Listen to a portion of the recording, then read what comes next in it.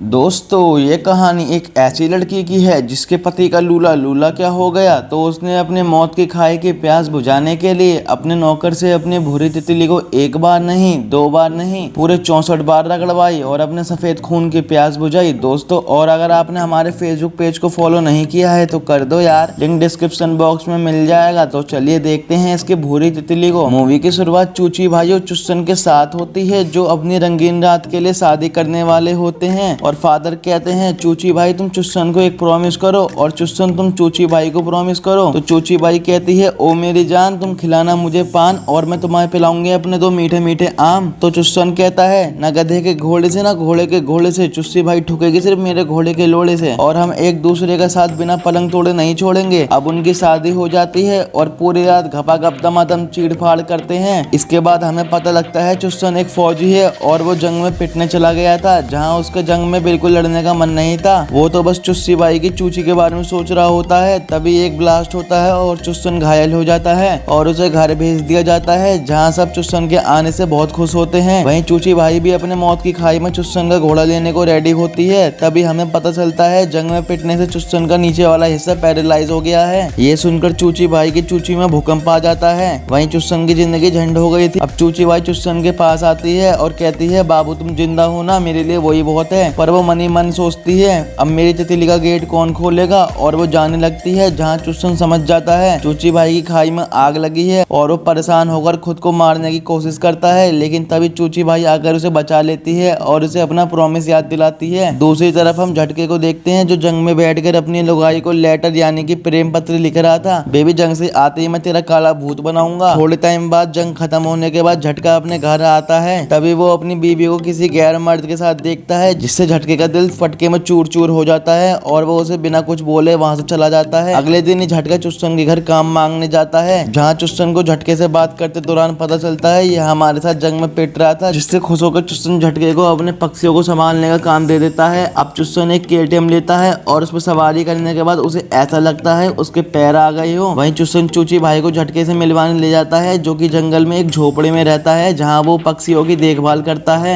जब चूची भाई झटके को देखती है तो वो पानी पानी हो जाती है और वो सोचती है गुल खिले गुलशन खिले खिले तेरा औजार, मरवाऊंगी तुझसे ही चाहे ले ले तू 500 या 2000। वहाँ से जाते वक्त चूची भाई झटके को फटके देने के इशारे करती है लेकिन झटका समझ नहीं पाता। घर जाकर चूची भाई झटके के झोपड़े की चाबी चुरा लेती है। तभी उसके पास एक नौकरानी आती है और उससे झटके के झोपड़े की चाबी मांगती है लेकिन चूची भाई चाबी उसे नहीं देती और खुद देने चली जाती है। जहाँ चूची भाई झटके से बात करने की कोशिश करती है पर वो उसे बिल्कुल भी भाव नहीं देता, जिससे चूची भाई को भी गुस्सा आ जाता है और वो चाबी रखकर चली जाती है। अगले दिन चूची भाई के पास एक लेटर आता है जिसमें झटका अपने बर्ताव की माफी मांगता है, जिससे खुश होकर चूची भाई जंगल में झटके से मिलने चली जाती है। वहीं झटका नंगा होकर काम कर रहा होता है जिसे देखकर चूची भाई का सफेद खून उबाल मारने लगता है जहाँ उसके दूधों में दूध निकलने लगता है और ये देखकर चूची भाई कंट्रोल नहीं कर पाती और वो झटके के पास पहुंच जाती है। तो झटका कहता है चूतिया है कि यहाँ मैं नंगा धड़ंगा हूँ और तू मेरे सफेद बदन को निहार रही है। और झटका एक झटके में शर्ट पहन लेता है क्योंकि वो चूची भाई की बहुत इज्जत करता था और चूची भाई को ये जगह पसंद थी और वो कहती है मैं यहाँ रोज पेंटिंग करने आऊंगी। तो झटका बोलता है मैं ये जगह साफ कर दूंगा और मैं कहीं और चला जाऊंगा।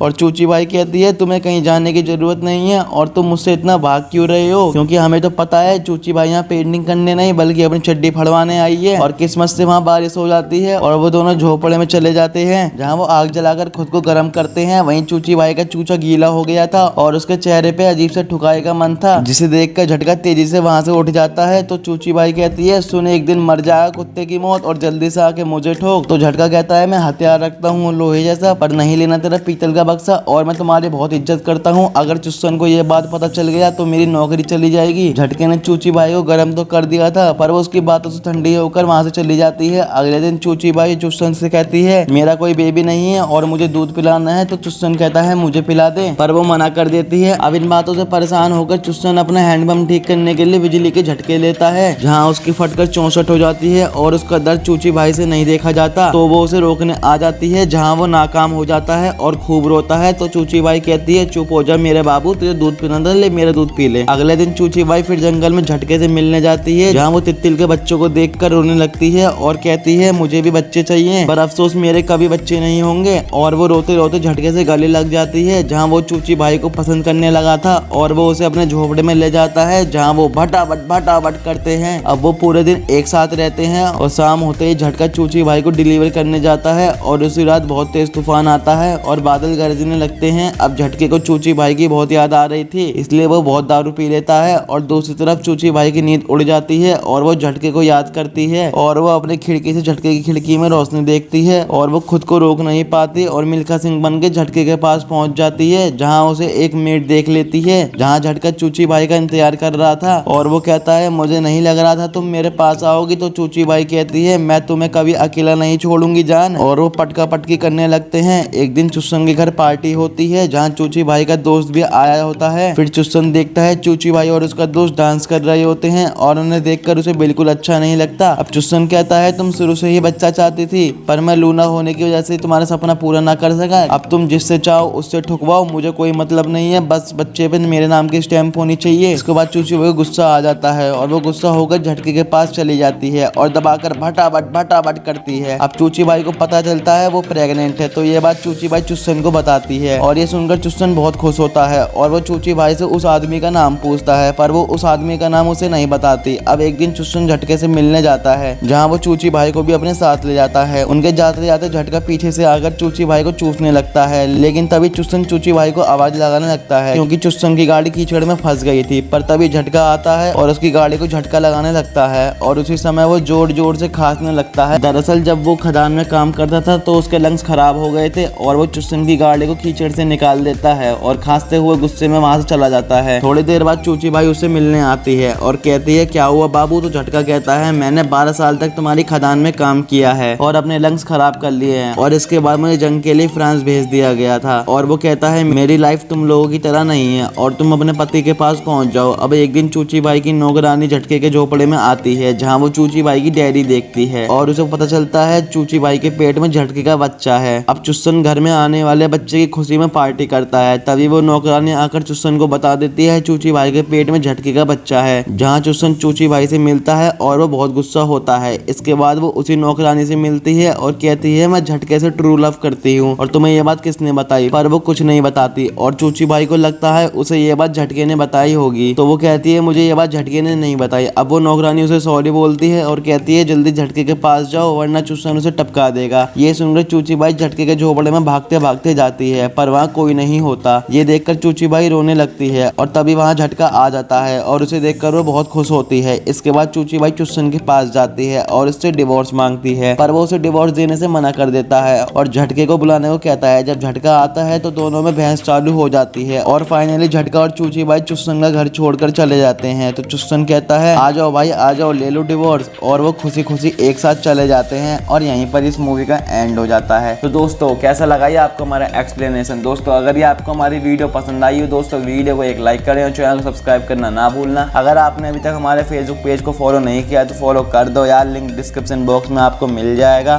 तब तक के लिए टेक केयर एंड बाय।